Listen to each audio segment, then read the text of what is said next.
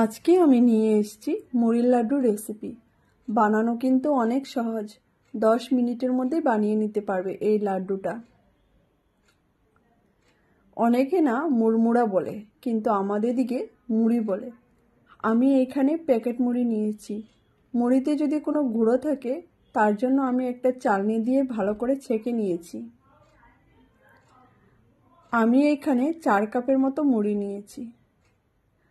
মকর সংক্রান্তিতে না আমার মা এই লাড্ডুটা বানিয়ে রাখতো এয়ারটাইট কন্টেনারে। আমরা প্রায় 1 মাসের মতোই খেতে পারতাম, একটুকু খারাপ হতো না। আর এই মুড়ির লাড্ডুটা না আমি আমার মায়ের থেকেই শিখেছি।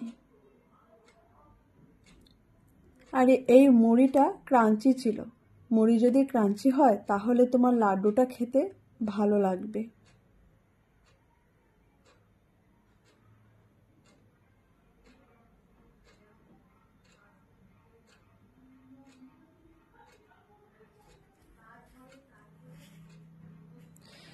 লাড্ডুতে না আমি অল্প বাদাম অ্যাড করেছি। তোমরা চাইলে শুকনা নারকেল বা কাজু বাদামও অ্যাড করতে পারো।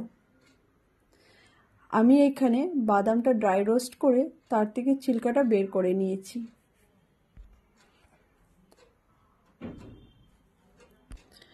আর 4 কাপ মুড়ির সঙ্গে 1 কাপ গুড় নিয়েছি।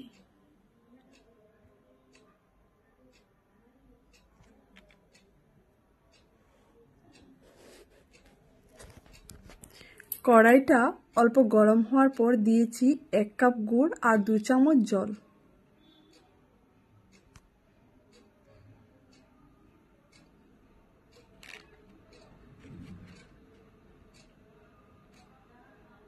আর জল দিয়ে অল্প নাড়াচাড়া করে নিলাম।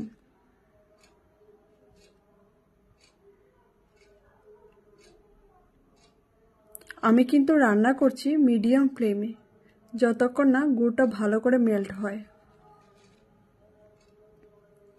গুড়টা দেখো ভালোভাবে মেল্ট হয়ে গেছে। এখন দেখো আমি একটা ছোট্ট টিপস দিচ্ছি। অল্প জলের মধ্যে 2-3 ফোঁটা গুড়ের মিশ্রণটা দিয়ে দেখবে এরকম সফট বলের মতো হয় কিনা। আমার দেখো হয়ে গেছে, তার মানে গুড়টা কমপ্লিটলি রেডি।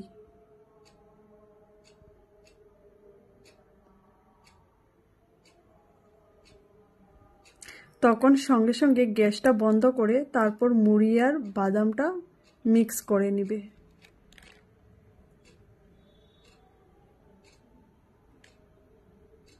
তারপর হাতে অল্প জল নিয়ে, যাতে গুড়টা হাতে না লেগে থাকে, তারপর ছোট ছোট করে লাড্ডু বানিয়ে নিবে।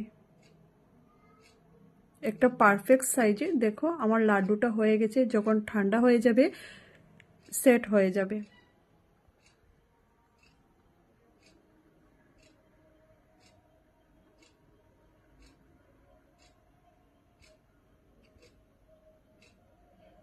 তারপর দেখো আমার কড়াইতে অল্প লেগে গেছিল গুড়টা। হালকা স্টিমে অল্পক্ষণ বসিয়ে রাখবে। আবার দেখবে গুড়টা যখন মেল্ট হয়ে যাবে তারপর লাড্ডু বানাতে পারবে। আর তোমরা কখনো যদি একা বানাও বেশি মুড়ি নিবে না, তাহলে লাড্ডু বানাতে পারবে না। সঙ্গে 2-1 জন থাকলে তারপরে বেশি করে বানাবে। দেখো আমার লাড্ডুটা পারফেক্ট হয়ে গেল। যদি তোমাদের ভালো লেগে থাকে আমার চ্যানেলটাকে লাইক, সাবস্ক্রাইব এবং শেয়ার করে দিবে। আগামীকাল আরেকটা নতুন ভিডিও নিয়ে আসবো। Bye bye.